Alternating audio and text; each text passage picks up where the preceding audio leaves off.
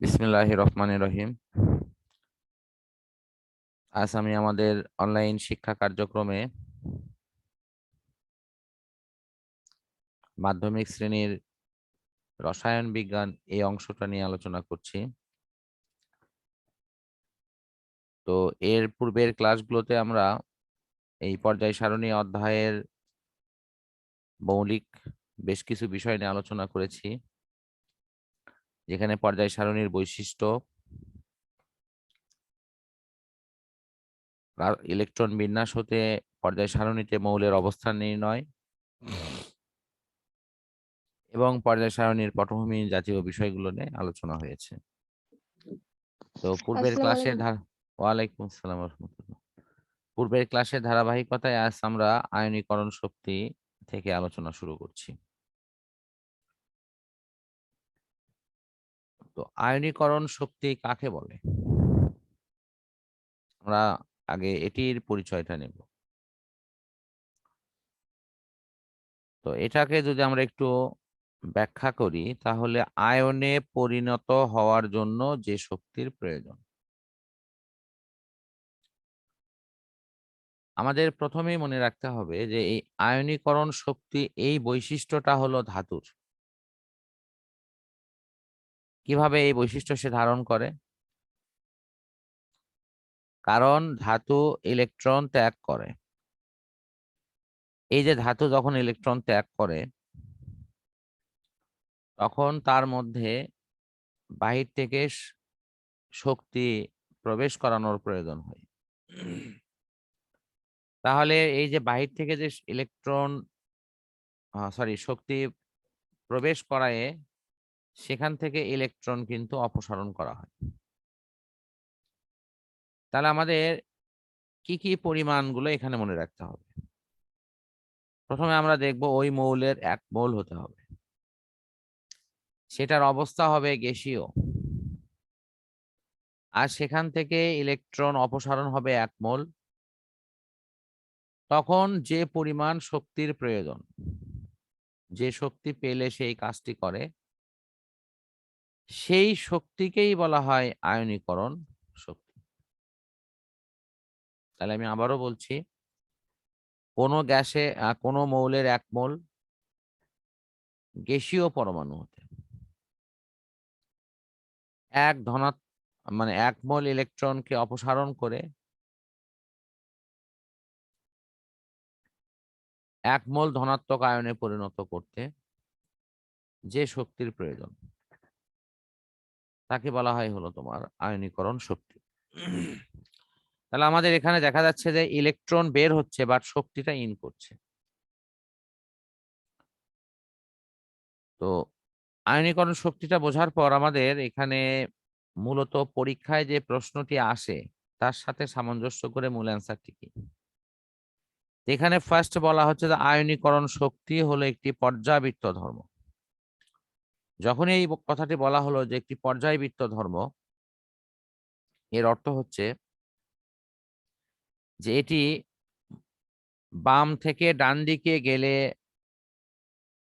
তখন একটি বৈশিষ্ট্য প্রকাশ করবে, আর যদি ওপর থেকে নিচের দিকে যায় তাহলে একটা বৈশিষ্ট্য প্রকাশ করবে। তো বাম থেকে ডান দিকে গেলে পরমাণুর আকার কি ছোট হয়, পরমাণুর ব্যাসার্ধ গুলো কি কমে যায়। লেখাই আছে এই যে ব্যাসার্ধ কম হয়। তো পারমাণবিক ব্যাসার্ধ যখনই কমবে, তখনই তার আয়নীকরণ শক্তির মানটা বৃদ্ধি পাবে, আর ব্যাসার্ধ যখনই বাড়বে তখন তার শক্তির মানটা কমে যাবে। এখানে উদাহরণ হিসেবে দেখো, সোডিয়াম দেওয়া আছে, ম্যাগনেসিয়াম দেওয়া আছে, সিলিকন দেওয়া আছে, অ্যালুমিনিয়াম দেওয়া আছে। এদের মধ্যে আকৃতি সবচেয়ে বড় হলো সোডিয়ামের, তার চেয়ে ছোট হলো ম্যাগনেসিয়ামের, এর চেয়ে ছোট হলো তোমার অ্যালুমিনিয়ামের, তার চেয়ে সবচেয়ে ছোট হলো তোমার সিলিকনের। তো তোমাদের পরমাণুর আকার একটি পর্যাবৃত্ত ধর্ম, এই বিষয়টি যদি তোমাদের মনে থাকে তাহলে এই বিষয়টি আশা করি ক্লিয়ার হবে যে পরমাণুর আকার কিভাবে পর্যাবৃত্ত ধর্ম হয়। আমি ওই পেজটি তোমাদের আবারও দেখাই দিচ্ছি। তাহলে বিষয়টি আরো ক্লিয়ার হয়ে যাবে।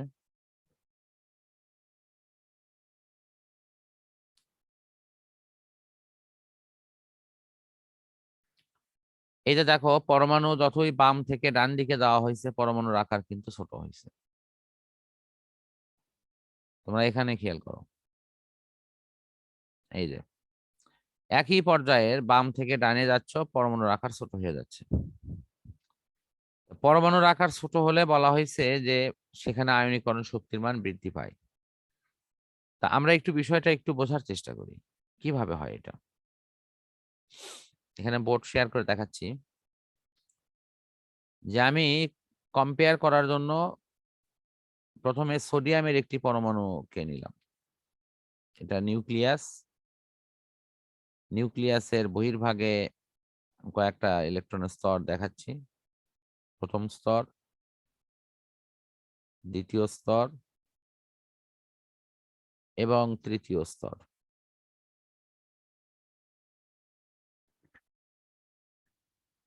এর ধারাবাহিকতায় আমি যদি 13 নম্বর মৌল তোমার অ্যালুমিনিয়ামকে আঁকাই, তো অ্যালুমিনিয়ামের ধরো এটা হলো নিউক্লিয়াস, তারপরে নিউক্লিয়াসের বাহিরের অঞ্চল,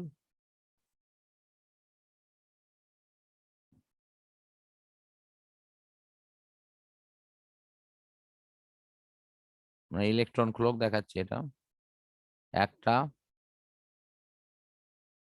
তারপর দুইটা, তারপর সর্বশেষ হলো তিনটা। তাহলে এখানে পরমাণুর আকারটা ছোট হলো কেন? এই ছোট হওয়ার পিছনে আমরা সেখানে যে কারণ পড়েছিলাম যে সোডিয়ামের ক্ষেত্রে 11টা ইলেকট্রন আছে আর কেন্দ্রে প্রোটন আছে হলো 11টা। বাইরে বিভিন্ন কক্ষপথে ইলেকট্রন আছে কয়টা? 11টা। আর কেন্দ্রে প্রোটন আছে হলো তোমার 11টা। আর অন্যদিকে অ্যালুমিনিয়ামের ক্ষেত্রে তোমার এখানে কেন্দ্রে প্রোটন আছে হলো তোমার 13টা, বাইরে বিভিন্ন কক্ষপথে ইলেকট্রন আছে হলো 13টা। এখন আমরা জানি যে আকর্ষণ বা বিকর্ষণ বল চার্জের পরিমাণের গুণফলের সমানুপাতিক, Q1 Q2। তাহলে এই যে গুণফলের সমানুপাতিক হলো আকর্ষণ বল, যেহেতু এখানে বিপরীত চার্জ আছে, তাহলে সোডিয়ামের বেলায় এই আকর্ষণের পরিমাণটা তোমরা একটু দেখো, -11 সাথে +11 গুণ হবে। আর অ্যালুমিনিয়ামের ক্ষেত্রে কি হবে? -13 সাথে +13 গুণ হবে। কারণ যেহেতু বলা হচ্ছে Q1 Q2 এর গুণফলের সমান, সেই কারণের জন্য 111 কে 11 গুণ করলে হয় হলো 121। এটা ধরো এত একক শক্তি পাওয়া যাবে, আর এখানে পাওয়া যাবে হলো 13 গুণ করলে হয় হলো 169। তোমরা নিশ্চয়ই বুঝতে পারছো যে আকর্ষণ বলের দিক থেকে সোডিয়ামের চাইতে কি অ্যালুমিনিয়ামের আকর্ষণ বেশি না? হ্যাঁ স্যার।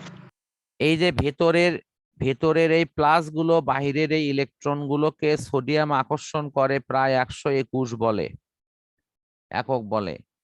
অন্যদিকে অ্যালুমিনিয়াম আকর্ষণ করে হলো 169 একক বলে।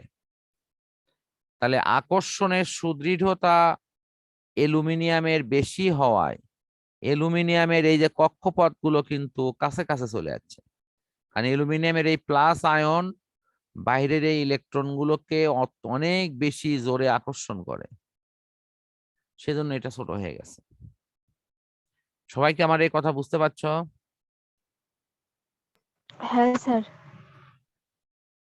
ইউসুফ, তুমি বুঝতে পারছো? হ্যাঁ স্যার। তোমার সাথে কি রিয়াজুল, তাহার আসছে? স্যার রিয়াজুল আসছে, তাহার আসার কথা এখনো আসে নাই। ও, রিয়াজুল দেখতে পাচ্ছ? হ্যাঁ স্যার। বুঝতে পারছো তো? হ্যাঁ। হ্যাঁ, কোথাও বুঝতে না পারলে অবশ্যই প্রশ্ন করো। হ্যাঁ, রাবেয়া আচ্ছা তুমি স্যার। বুঝতে পারছ? হ্যাঁ স্যার। আচ্ছা, মরিয়ম? হ্যাঁ স্যার। আচ্ছা, রূপার সাথে আমি বেশি কথা বলবো না আজকে, কারণ ও অসুস্থ। তুমি খালি চুপচাপ দেখো, কোথাও সমস্যা হলে প্রশ্ন করো। আচ্ছা, এখন তাহলে তাহলে বিষয়টা কিন্তু খুবই পরিষ্কার যে কেন্দ্রের এই প্রোটন গুলো বাহিরের ইলেকট্রনকে আকর্ষণ করে। তো একই পর্যায়ের বাম থেকে ডান দিকে গেলে পরমাণুর আকার ছোট হয়, সেটা কিন্তু আমরা এখন অনেকটা ইনশাল্লাহ ক্লিয়ার বুঝতে পারছি। এবং দেখো এখানে সেটাই কিন্তু আছে, লেখাও আছে, কিন্তু উপর দিয়ে দেখো লেখা আছে একই পর্যায়ের বাম থেকে ডান দিকে গেলে পরমাণুর আকার কি হয়? কমে যায়, ছোট হয়ে যায়। কিন্তু ওপর থেকে নিচে গেলে পরমাণুর আকার বাড়ে।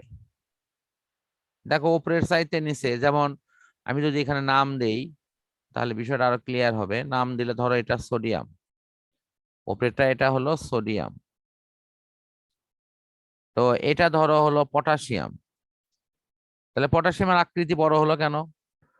এর কারণটা হলো একই গ্রুপের যতই নিচের দিকে যাবা, এ দেখো একটু খেয়াল করে, নিচের দিকে যাবা, এই যে নিউক্লিয়াসের প্রোটন সংখ্যা আর বাইরে একটি কক্ষপথে ইলেকট্রন সংখ্যা বৃদ্ধি শুধু পাবে না, একটা করে নতুন স্তর যুক্ত হবে। ইলেকট্রনে কি হবে? নতুন করে স্তর যুক্ত হবে। তবে যখনই এই যে নতুন করে শক্তি স্তর যুক্ত হয়, শক্তি স্তর যুক্ত হওয়ার অর্থই হচ্ছে তার আকারটা কি হবে? বৃদ্ধি পাবে। কারণ আমি যদি এখানে একটু ছবিটা আমি আবার একটু আঁকে দেখাই সবাইকে। এখানে তোমরা দেখো যে আমি সোডিয়ামের ছবি আঁকাইছি হলো অনলি ইলেকট্রনের খোলক আছে হলো 3টা।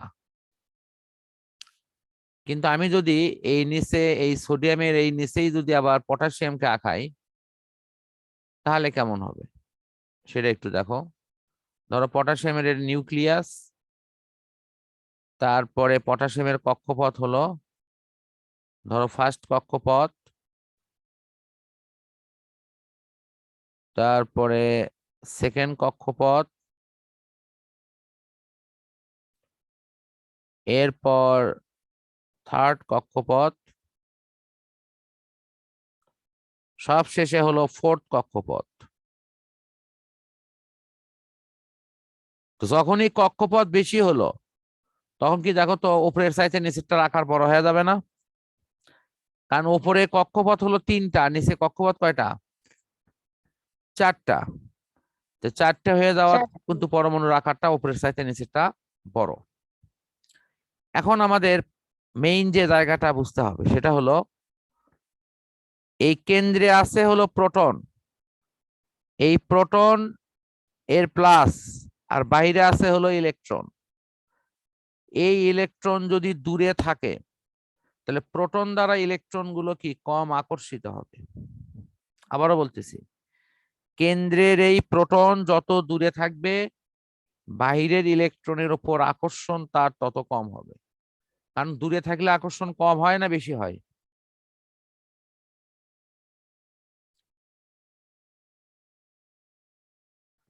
তোমরা সবাই শুনতেছো কি? এই যে হ্যাঁ স্যার। প্লাস, এই যে প্রোটন প্লাস এরা ইলেকট্রনকে আকর্ষণ করে, কিন্তু এরা যদি পরস্পরের খুব কাছাকাছি থাকে তাহলে আকর্ষণ বেশি হয় না দূরে থাকলে আকর্ষণ বেশি হয়?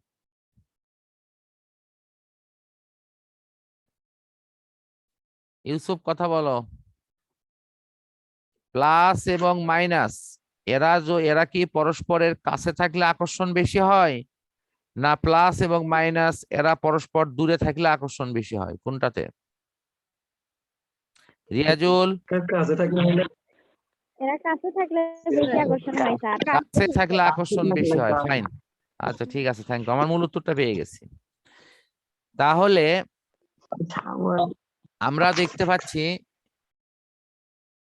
এই যে বাহিরের ইলেকট্রন পটাশিয়ামের ক্ষেত্রে এরা দ্রুত ইলেকট্রন ত্যাগ করবে, কারণ এই ভিতরের প্লাস থেকে ওই ইলেকট্রনটা অনেক দূরে অবস্থান করছে।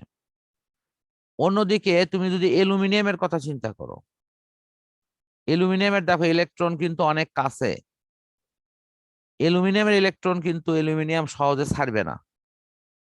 সুতরাং পটাশিয়ামের অনেক পরে অ্যালুমিনিয়াম ইলেকট্রন ত্যাগ করবে। অথবা আমি যদি সোডিয়ামের সাথেও কম্পেয়ার করি, সোডিয়ামের ইলেকট্রন কিন্তু আকৃতি ছোট হওয়ায় এরা কাছে আছে, ফলে সোডিয়াম ইলেকট্রন ত্যাগ করবে ধীরে, পটাশিয়াম খুবই দ্রুত ইলেকট্রন ত্যাগ করবে। তার মানে পটাশিয়াম কম শক্তি পেয়ে ইলেকট্রন ত্যাগ করবে, আর সোডিয়ামের একটু বেশি শক্তি নিয়ে ইলেকট্রন ত্যাগ করবে। আরো বেশি শক্তি নেবে হলো অ্যালুমিনিয়াম, সেই ইলেকট্রনকে ছাড়তেই চাবে না, কারণ এদের ইলেকট্রনটা বেশি কাছে আছে, এদের মধ্যে আমি মিল মহব্বত ভালো। এখন কি বুঝতে পারছো বিষয়টা? হ্যাঁ স্যার। আচ্ছা, তাহলে এখন আমি মূল পড়া আসি। মূল পড়া এখানে কি বলা হচ্ছে, এই লাইনগুলো একটু তোমরা দেখো, তাহলে বিষয়টা আরো ক্লিয়ার হবে। যে আয়নীকরণ শক্তি একটি পর্যাবৃত্ত ধর্ম, এর কারণটা হলো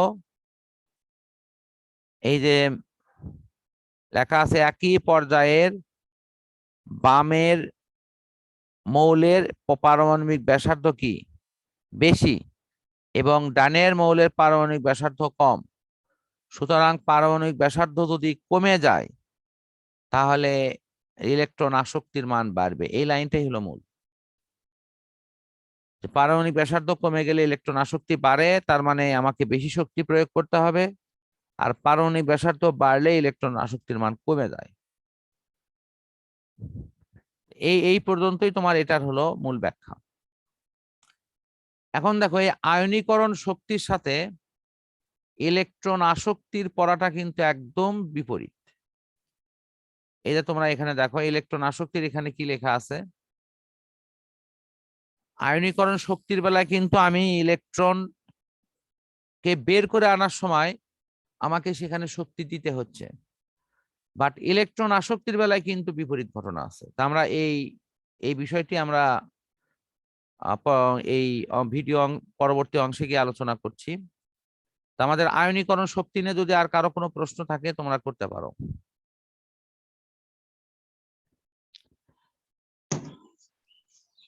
কারো কোনো প্রশ্ন আছে? না স্যার।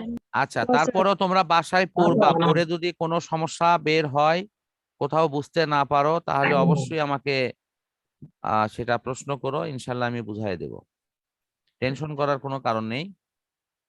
তাহলে আমাদের আয়নীকরণ শক্তির পড়াটা এখানে আমরা সমাপ্ত করছি।